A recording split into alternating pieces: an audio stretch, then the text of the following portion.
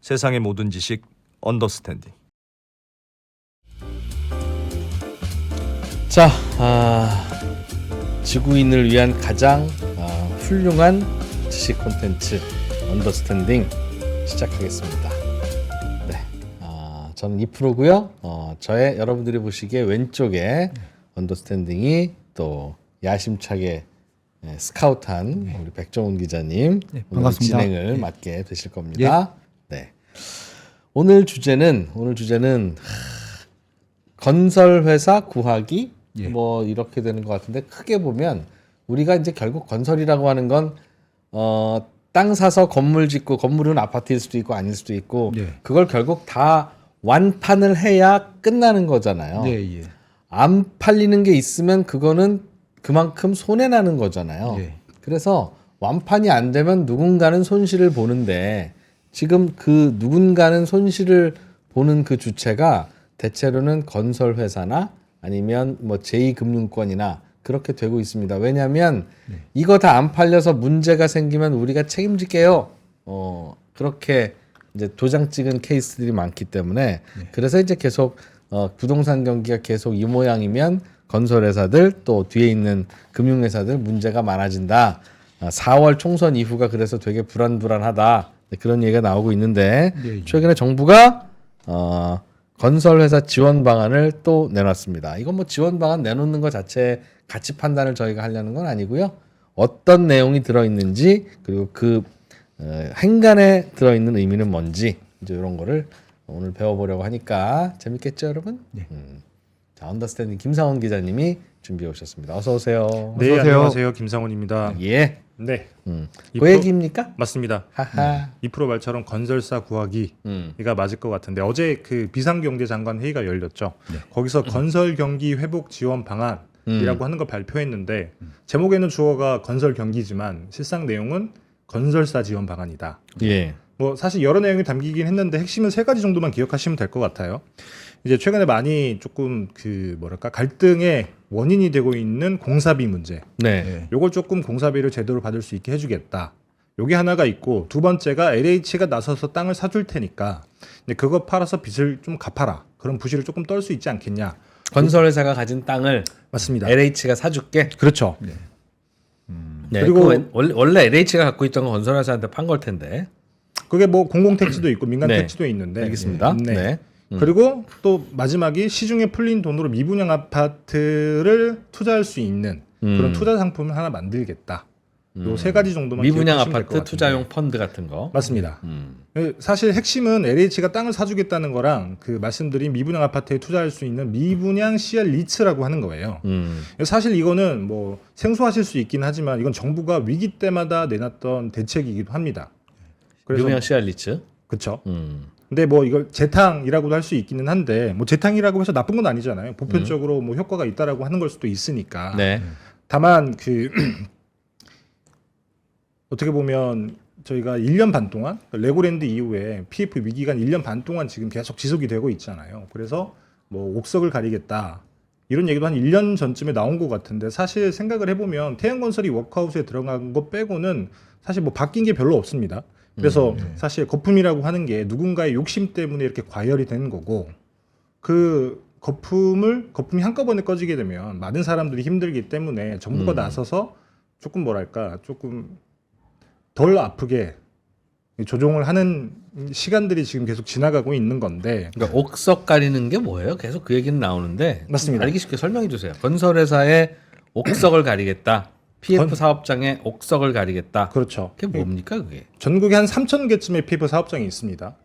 얘네들이 다 이제 과열이 된 거죠. 너도 나도 사업을 하겠다라고 뛰어들어서 이렇게 PF 사업이 계속 진행이 되다 멈춰 있는 것들이 굉장히 많이 있는데, 예. 그래서 이 부동산 위기를 타개를 하려면 몇 가지가 필요하냐면, 가장 첫 번째로 필요한 게 분양가라고 하는 거잖아요. 왜요? 그 무슨 관계 있는데요?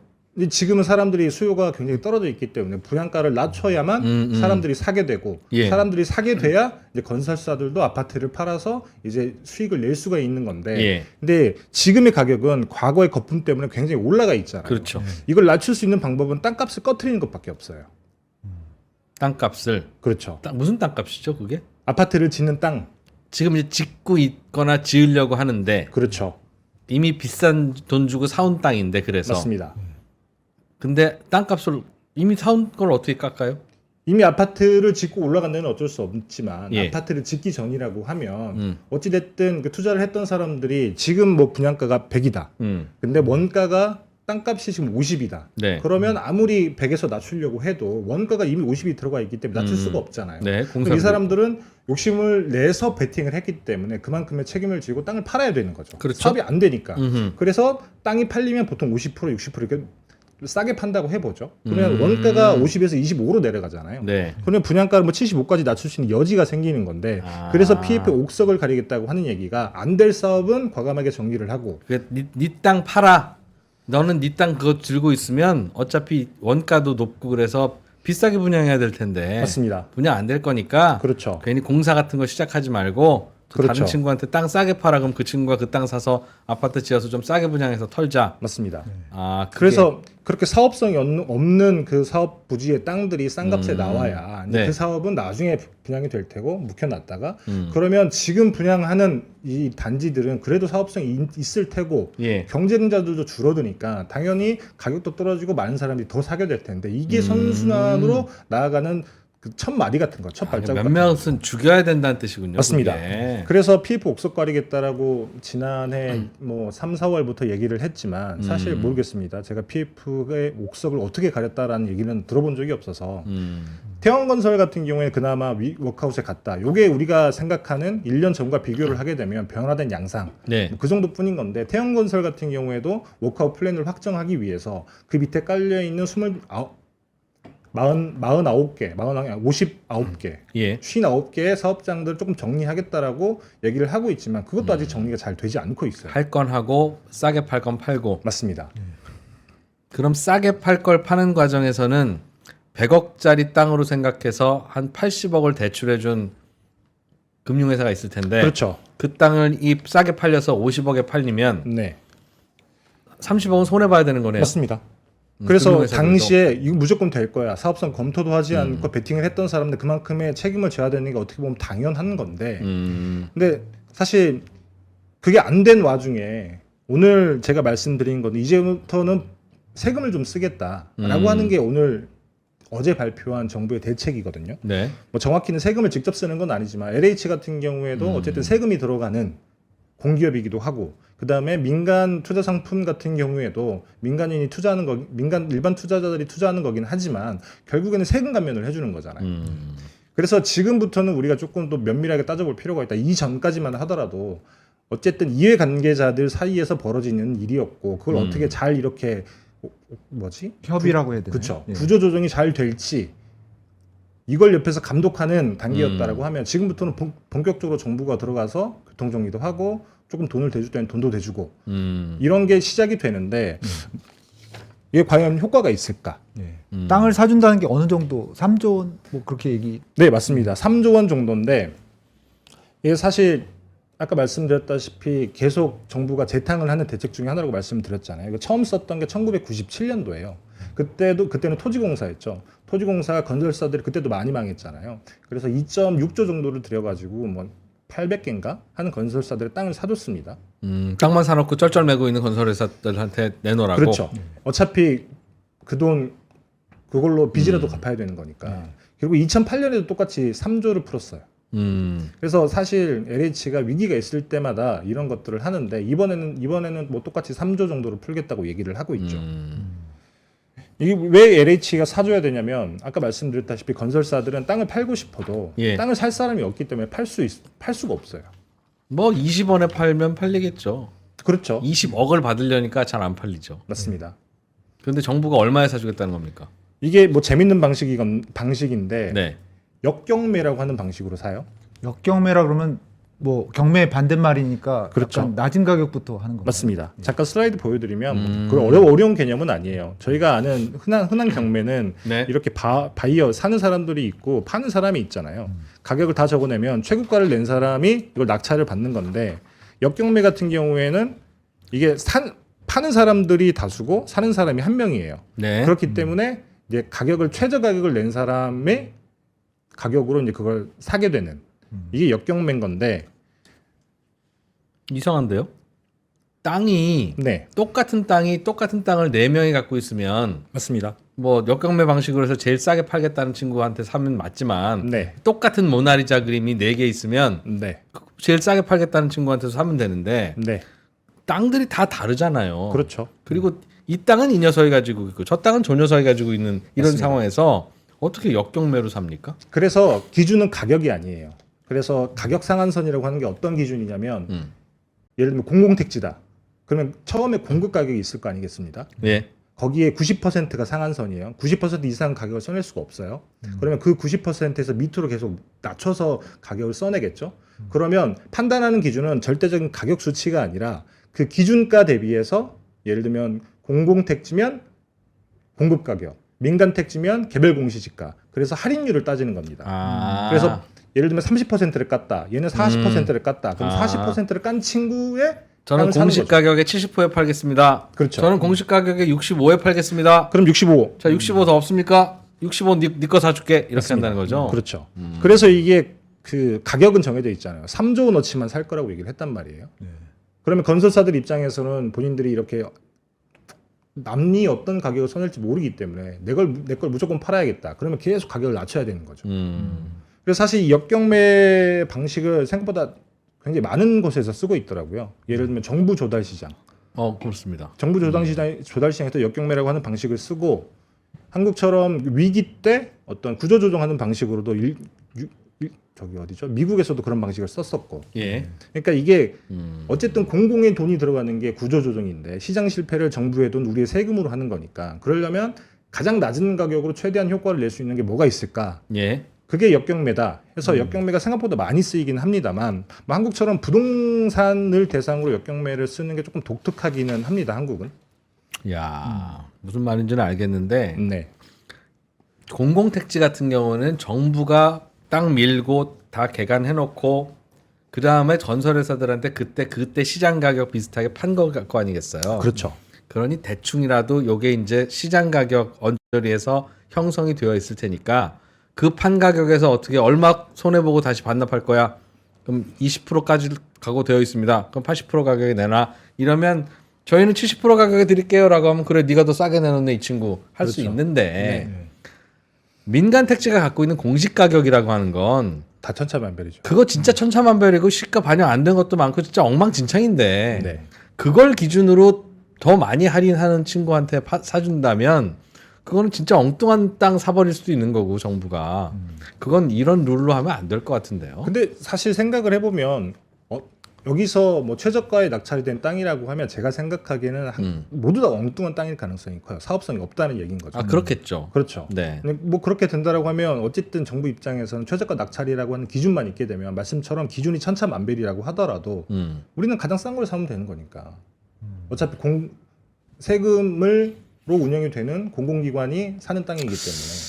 글쎄요. 그게 정말 그 시장 가격보다 비싸게 안 사주는 거라면 네. 일단은 그 망한 회사가 그 땅을 경매로 붙이고 민간에서 일단 달려붙은 다음에 네. 민간에서 나 이거 낙찰 받겠습니다 라고 한 그 가격이 정가죠. 그 가격보다는 더 주겠다는 거잖아요. 뭐 그렇죠. 그렇겠죠. 그거보다 더 주니까 건설회사는 정부한테 팔지. 맞습니다. 그러면 민간한테 경매로 그렇죠. 팔겠죠. 당연히 선택의 문제일 텐데. 그렇겠죠. 그런데 이제 그렇게 더 준 그 가격이 네. 과연 얼마나 합리적인 합리적인 가격일까? 가격이냐. 질문이 있습니다. 네, 그럼 공공택지랑 민간택지랑 그러면 어떤 할인율만 경쟁하면 되는 건가요? 뭐 어떤 그렇죠. 차이는 없이. 네. 예, 그럼 그것도 좀 뭐 세부적으로 공공택지와 민간택지를 뭐 카테고리 나눌지는 모르겠어요. 리그가 다르겠죠. 네. 리그는 다를 텐데 물론 이제 공무원들은 그래도 그 객관적으로 했다는 얘기 들어야 되니까 여기는 공시 가격의 65%, 여기는 공시 가격의 70%라니까 우리는 이 땅 사줬습니다 하는 명분은 있겠으나 네. 공시 가격이라는 것 자체가 제대로 시가를 안 반영한 들쭉날쭉한 상황에서 그거에서만 할인율로 사는 건 진짜 눈 가리고 이렇게 사겠다는 얘기인데 그게 그렇게 하면 안 되는 거죠. 라는 이야기를 아마 누군가는 할 것 같다. 네. 2%는 뭐 그런 얘기 안 하고요. 정부 하는 일에 항상 저는 협조적일 계획을 갖고 있으니까. 저도 이게 뭐 무조건 합리적인 방안이라고 생각하지는 않지만 그래도 어찌됐든 누군가가 땅을 사줘야 된다라고 하면 방법을 찾아야 되고 말씀처럼 그렇게 다 개별 사정이 다른 그 택지들을 한 줄로 세워가지고 비교를 할 수는 없잖아요. 그런 난제가 남아 있는 거죠. 그렇죠. 예. 네. 네. 그리고 또 음. 있는 게 아마 아까 말씀한 미분양 CR 리츠 어떤 거라고 좀 구체적으로 설명을 해주시죠. 네, 요것도 2008년도에 정부가 한번 했던 거긴 해요. 이게 미분양 CR 리츠가 어떤 방식으로 되냐면 이것도 위기 때 부동산 시장의 부실 자산을 처리하는 방법 중에 하나이긴 한데 일단은 CR 리츠는 기업 구조 조정 리츠라고 불러요. 영어로 하면 Corporate Restructuring 리츠 이런 건데 부동산에 투자하는 게 리츠잖아요. 근데 기업 부동산에 투자를 하는데 그 부동산을 기업 구조 조정용 부동산에만 투자를 하는 걸 저희가 CR 리츠라고 합니다. 네. 근데 정부가 이번에 도입하겠다라고 만들겠다라고 하는 거는 그 미분양 CR 리츠예요. 그러니까 기업이 구조조정용 부동산이긴 한데 그 중에서도 미분양에만 타겟을 맞추는 거죠. 그래서 전체 자산에서 70%는 미분양 아파트여야 된다. 나머지 30%는 뭐 니들이 뭐 투자하고 싶은데 투자해도 되지만 70%는 무조건 미분양이어야 된다. 구조는 이런 식으로 되는 건데 잠깐 슬라이드 보여드리면 여기에 보면 파란 실선으로 제가 묶어놓은 게 있잖아요. 이게 일반 투자자들이 투자를 하는 영역이에요. 이게 민간 투자자들이 그 투자를 하는 거니까 이게 일단 일반 투자자들에게 펀드로 이렇게 돈을 모집을 합니다. 그러면 그 펀드가 사모사채를 사거나 아니면 선순위 주식을 사는 거예요. 뭐 상환 우선주라든지 이런 걸 사게 되는 건데 그리고 이 사람들은 선순위로 위에 있고 미분양 아파트를 팔아야 되는 건설사가 있을 거 아니겠어요? 네. 그 건설사가 후순위 보통주로 여기에 투자를 하게 되는 거예요. 근데 그리고 난 다음에 그렇게 돈을 모았으면 그 돈에 이제 사게 되는 아파트 미분양 아파트가 있을 거 아니겠습니까? 그럼 그걸로 은행에 가서 담보대출을 받습니다. 네. 그러면 이렇게 투자금이 들어온 돈과 담보대출을 통해서 돈이 조금 많이 생기겠죠. 근데 그 돈으로 미분양 아파트를 사고 난 뒤에 그리고 난 다음에 뭐 임대를 해서 어느 정도의 수익을 보다가 나중에 시간이 지나서 아파트 가격이 조금 더 올랐다. 그때 팔자. 그때 팔아서 차익을 거둬서 청산을 하는 그런 구조인 거예요. 시간 벌어주긴 해요. 그러니까 맞습니다. 돈 넣어서 시간 벌어주고 그 시간 동안 먹으면 내가 먹고 그 그렇죠. 시간 동안 잃으면 일단은 그 미분양 아파트 들고 있던 건설회사가 네. 네 돈부터 날려라. 맞습니다. 그런 얘기죠. 후순위니까. 후순위니까. 그러나 그 돈이 많지는 않으니 투자자들도 날릴 수도 있네요. 그래서 그 2009년도에 잠깐 슬라이드 보여드리면 요 정도의 미분양 CR 리츠가 운영이 됐거든요. 네. 9개 정도가 됐는데 이때는 어떤 방법을 썼냐면 일반 투자자들 입장에서는 예를 들면 원금에 손실이 있을 것 같다라고 하면 투자를 안 할 수가 있잖아요. 그래서 여기 보시면 LH가 매입 확약이라고 하는 걸 합니다. 그건 뭡니까? 매입 확약이 뭐냐면 시간이 지나서 집값이 많이 오르지 않았다. 니네들 예. 생각하는 것처럼. 그럼 우리가 니네들 산 가격에 일정 부분을 할인해서 요 정도 가격까지는 우리가 사주겠다. 그게 60에서 70% 정도가 돼요. 예. 그러면 60에서 70%까지는 무조건 가격 그 방어선이 있는 거잖아요. 근데 여기에 후순위가 깔려 있기 때문에 일반 투자자들, 선순위로 투자한 사람들인 경우에는 60에서 네. 70%의 매입 확약만 있게 되면 그게 사실상 원금 보장이네요. 그렇죠. 사실상 그게 원금 보장인 거예요. 건설회사 후순위 지분이 20-30%라는 가정이라면. 그렇죠.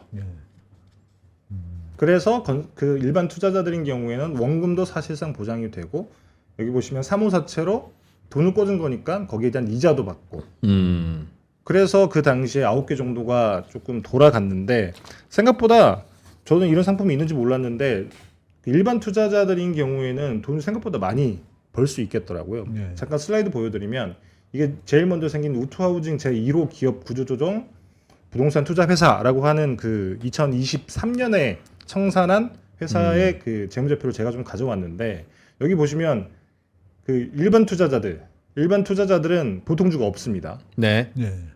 자녀 재산 분배 우선주라고 하는 게 있어요. 이게 뭐냐면 나중에 집을 되팔았을 때 나오는 돈은 우리가 무조건 먼저 가지고 가지고 예. 남은 거는 니네들이 가져가라. 요게 우선준 건데 그리고 이 사람들이 그 505억 원어치 사채를 사줍니다. 근데 이게 연 이자율이 15%예요. 그래서 제가 계산을 해봤더니 그때 505억을 꺼주고 3년 동안 받아간 이자가 260억 정도 돼요. 돈이 일반 투자자들이 돈을 생각보다 꽤 많이 벌었다는 거죠. 그리고 나서 아파트 값이 다행히 반등해서 아파트를 비싼 값에 팔면 아 그렇죠. 그러면 비싸게 먹은 것까지도 우리가 먹겠다. 그렇죠. 그래서 이런 리스크 헤지 모델이 있었던 거예요. 이번에도 그 LH가 그 할인 매입 확약 이걸 해준다고 하니까 일반 투자자 입장에서는 뭐 그 어떤 비율에 따라서 달라질 수 있겠지만 생각보다 원금은 그렇게 크게 걱정을 안 해도 되지 않을까라는 생각을 할 수 있는 거죠. 예. 질문이 있습니다. 그럼 네. 뭐 이거 말고도 매입 합약 같은 거 말고도 네. 투자에 좀 도움이 될 만한 지원책이 좀 세금 같은 게 들어 있나요? 세금 그 당시에는 세금 혜택이 많았었어요. 예. 잠깐 슬라이드 보여드리면 취등록세 면제해줬었고, 그다음에 재산세도 0.1%만 내게 해줬고, 종합 부동산세는 합산 배제를 해줬고, 예. 이게 저는 굉장히 크다고 생각하는데 양도소득 30% 법인세 추가 납부 이것도 면제를 해줬습니다. 근데 이번에는 그 정도까지는 아니고 요 정도만 해줘요. 그러니까 준공은 미분양 아파트를 산 경우에 네. 취득세에 중과 적용을 배제해주고 이게 법인이라서 중과를 받는 거잖아요. 음. 그래서 뭐 일반 그 개인처럼 뭐 6억 원 이하의 아파트를 샀다. 그러면 취득세 1%, 그것보다 조금 더 크면 3%까지 예. 이렇게 취득세 혜택을 받을 수 있고 종부세 합산 배제 요 정도만 혜택이 있어요. 그때랑 비교를 하게 되면 뭐 세금 혜택은 훨씬 더 많이 줄어들어 있긴 하죠. 예. 지방 미분양 주택은 분양가에 매입하는 겁니까? 보통은 분양가에 매입을 한다고 하더라고. 지난번에도 그렇게 했었고. 네. 양도 차익 추가 과세 면제 요거는 제가 오늘 그 국토부에 물어보니까 요거는 우리가 추후 상황을 보고 해줄지 말지 결정을 하겠다라고 이렇게 얘기를 합니다. 네. 그래서 당시보다는 세금 혜택은 줄기는 했는데 그때와 비교를 하면 뭐가 좀 다르냐면 네. 당시에는 건설사들한테 여러 가지 선택지가 있었어요. 그때만 하더라도 예를 들면 건설사들이 그 LH가 역경매 방식으로 주택을 사기도 했었고 예. 그다음에 공공 매입이라고 해서 5천 가구 이 정도 샀었거든요. 예. 그래서 이게 펀드 뭐 ABCP 그다음에 공공 매입 이렇게 해서 여러 가지 선택지 중에 CR 리츠가 하나 정도였는데 네. 그래서 당시에 그 정부 대책을 통해서 매입이 된 주택 규모가 당시에 한 2만 가구에서 2.5만 가구 정도 된다고 하더라고요. 그 중에서 9개 CR 리츠가 산 그 아파트 규모가 3,700가구 정도 돼요. 예. 그러니까 15% 안팎쯤 된다고 하는 거죠. 그래서 2013년도에 이 9개 리츠가 다 청산을 하고 난 뒤에 이게 우리가 생각했던 것보다 효과는 크지 않았다라고 하는 연구 보고서들이 꽤 많이 있더라고요. 그래서 그 당시에는 그래도 여러 가지 선택지 중에 건설사 입장에서는 사실 본인들이 손실을 다 뒤집어 쓰는 거기 때문에 이거 조금 부담스럽다라고 해서 뭐 그렇게 크게 선택을 하지 않았던 선택지 중에 하나였는데 네. 지금 같은 경우에는 다른 선택지가 없고 이것만 있는 거예요. 근데 건설사 입장에서는 사실 뭐 예를 들어서 그 당시에 그 9개 CR 리츠가 모은 전체 자본이 1.3조쯤 되고 딱 그만큼의 그 주택을 샀습니다. 예. 근데 그 당시에 건설사가 투입한 돈이 한 4,800억쯤 돼요. 3,800억? 예. 그쯤 되는데 건설사 입장에서는 사실 1.3조라고는 미분양 아파트가 그대로 미분양으로 남아있다라고 하면 그만큼의 대손 충당금을 장부에 쌓아야 되는 거잖아요. 네. 근데 4,800억을 넣고 요건 그대로 자산에 잡히고 이 그 1.3조라고 하는 대손 충당금이 사라지는 거니까 이 손실을 이어나는 효과가 있기 때문에 생각보다 되게 괜찮은 상품이다라고 예. 해서 이런 상품을 도입을 했던 건데 생각보다 여러 선택지가 있어서 선택을 하지 않았지만 이번에는 조금 다를 수 있다라고 하는 거죠. 네. 선택지가 하나밖에 없기 때문에. 그래서 미분양 아파트가 지금 1만 가구 정도 쌓여 있잖아요. 더더군다나 올해부터는 미분양 가구가 계속 더 많이 쌓일 거다라고 예상이 되고 있는데 그때처럼 뭐 CR 리츠가 한 3,700가구, 3,400가구 이렇게 받아준다고 하면 확실히 그 뭐랄까 미분양 주택 문제는 조금 더 해결할 수 있지 않을까. 물론 건설사들이 어떤 선택을 할지는 구체적인 상품이 나와봐야 알겠습니다만 예. 이 리츠의 투자는 일반 투자자들도 할 수 있는 건가요? 맞습니다. 그냥 펀드를 모집을 하게 되면 그 펀드에 투자를 하시면 돼요. 그럼 일반 투자자들은 이 펀드에 가입할 때 리스크가 뭐가 있을까요? 최악의 경우 상정하면. 뭐 상품 설계가 그때랑 똑같을지는 모르겠어요. 아직 똑같을지는 안 모르겠는데. 나와봐서 모르니까. 맞습니다. 그건 뭐 따져봐야 되겠네요. 그때 당시에는 뭐 이런 상품도 있었습니다. LH가 신용 보강을 해주지 않고 손실을 건설사가 그때그때 계속 다 반영하는 상품도 있었어요. 뭐 예를 들면 LH가 신용 보강을 해주지 않기 때문에 일단 매입 약정이 없다는 거죠? 그렇죠. 매입 약정이 없기 때문에 하방선이 없기 때문에 일반 투자자 입장에서는 손실 까지면 내가 원금이 사라지는 거 아니냐 이렇게 생각할 수 있는데 그때 같은 경우에는 LH의 매입 약정 없이 2개월마다 건설사가 계속 감정 평가를 합니다. 감정 평가를 해서 이 감정 가격이 분양가보다 15% 이상 낮게 평가가 된다. 그러면 이거를 시공사가 우선 매입을 하거나 아니면 공매를 해서 팔아요. 그리고 남아있는 손실은 시공사 지분에서 까는 거죠. 그런 식으로 해서 원금을 보장하는 방식으로 상품이 설계되기는 했는데 이번에도 똑같이 어쨌든 민간 투자 자금을 조금 많이 유치를 해야 된다라고 하면 뭐 원금 보장을 하겠다라고 명시적으로 박지는 않겠지만 이렇게 구조적으로 원금이 보장될 수 있는 상품을 만들어내지 않을까. 근데 그러면 그 다음부터는 이제 뭐 예를 들면 사모사채라든지 이런 것들의 금리가 얼마일지 그게 되게 중요한 거죠. 아까 말씀드렸다시피 2009년에는 금리가 사모사채의 그 연 이율이 15%였는데 그렇게까지 또 줄 것이냐 그건 아닐 것 같기는 하고. 그런데 적어도 지방 미분양에 투자를 좀 해봐야 되겠다라고 생각하는 개인들은 네. 자기 돈 싸갖고 가서 지방 미분양 아파트를 덜컥 사는 것보다는 이게 훨씬 낫죠. 여기에 담아서 그러니까 나는 그래도 한 10억 투자할 건데요라고 하더라도 네. 여기에 10억을 담는 게 맞습니다. 건설회사가 밑을 받쳐주든 LH가 매입 약정을 해주든 직접 가서 사면 완전히 문제 되는 거니까요. 그렇죠. 그리고 본인이 개인이 사는 거면 사실 세금 혜택이 없잖아요. 예. 근데 펀드를 통해서 사게 되면 본인이 산 게 아니기 때문에 세금 혜택도 받을 수 세금 혜택도 아마 제 기억으로는 작년 언젠가인 뭐 지방 미분양 아파트 사면 있고. 네. 이런저런 세제 혜택을 준다고 발표를 해서 네. 발표는 했었던 걸로 기억하는데 네. 그때 산 분들은 조금 아쉽게 됐네요. 뭐 그렇죠. 그러니까 정책이라는 게 원래 찔끔찔끔 더 나오 계속 기다리면 더 나오기 마련입니다만. 네. 알겠습니다. 야 이게 근데 걱정이네요. 결국은 지방 미분양 아파트 가격이 지금 분양가보다 나중에 2년 후든 3년 후든 올라야 5년 된다는 후든 올라야 된다는 건데 그렇죠. 좀 미루는 효과를 노린다는 측면에서는 그런 건데 빨리 그 기간이 좀 너무 길지 않은 기간에 돌아온다는 걸 전제로 정책을 세운 것 같은데. 모르겠습니다. 2008년에 그 7전에 이럴 때 이제 저 리만 사태 전후에서 문제가 됐던 미분양 아파트들은 그때는 반포자이 이런 것도 미분양이었대요. 그렇죠. 그러니까 그런 거 샀다가 다행히 회복한 거겠죠. 그렇죠. 뭐 그때 포트폴리오는 모르겠으나 근데 요즘 미분양은 철저하게 지방 외곽 아닙니까? 맞습니다. 그러니까 야 그때도 불패였는데 이번에도 불패겠지라고 하는 게 모르겠습니다. 네. 개인적으로 어떻게 생각하세요? 그래서 사실 이전에 있어야 되는 게 PF 옥석 가리기. 그러니까 조금 이렇게 시장에서 쳐내야 될 것들을 쳐냈어야 되는 건데 그게 사실 너무 많이 늦어졌잖아요. 근데 그렇다 보니까 분양가도 일단 내려가지 않고 분양가가 아직도 위에 있다라고 하면 2, 3년 뒤에 이것보다 올라가기는 굉장히 힘들 거 아니겠습니까? 그럼 분양가를 낮추는 방법을 생각을 해야 되는데 그 분양가가 아직까지 PF가 옥석 가리기가 안 됐기 때문에 분양가가 낮아지지 않고 그렇다 보니까 2년 뒤에 어떻게 될지 사람들 입장에서는 모를 것 같지 않은데 이렇게 생각하면 사실 이 CRH도 잘 안 될 수도 그쵸. 있다는 효과를 거죠. 볼 수 없다는 예, 거죠. 예. 그러게요. 알겠습니다. 하여튼 뭐 그렇다고 뭐 다른 대안이 있는 건 아닐 테니까 일단 맞습니다. 이렇게 해서라도 건설회사들이 쓰러지는 걸 막아야 될 것 같긴 하다. 그런 의미라는 거죠. 정부는 그렇게 판단을 하고 있다는 거죠. 음. 뭐 사람마다 판단은 다를 수 있겠죠. 김상훈 기자님 판단은 어떻습니까? 요거는 어떤 고민거리나 혹은